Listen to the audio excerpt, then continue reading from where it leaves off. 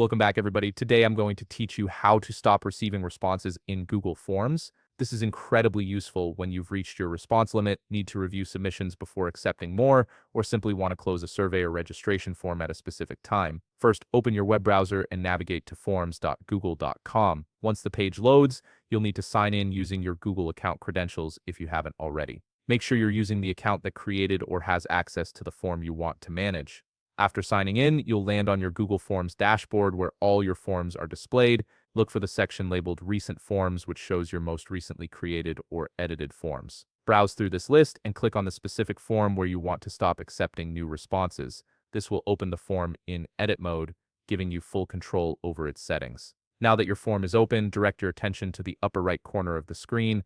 Here you'll find a button labeled Publish. This button is your gateway to managing how your form interacts with respondents. Go ahead and click on it. The publish settings control whether your form is actively collecting responses or temporarily closed.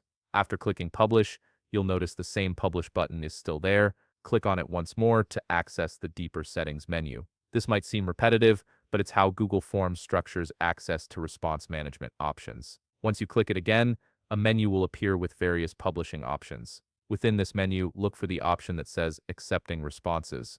This is the critical toggle that determines whether people can still submit answers to your form. You'll see a toggle switch next to it. Click on this toggle to turn it off. When you do this, the form immediately stops accepting any new submissions, though all previous responses remain safely stored. Finally, make sure to click Save to confirm your changes. This step is essential because without saving, your settings won't take effect and the form will continue accepting responses. Once saved, anyone who tries to access your form will see a message indicating that it's no longer accepting responses. And there you have it. Your Google form is now closed to new submissions, giving you control over when and how you collect information. If you found this video helpful, please leave a like, subscribe, and see you in the next video.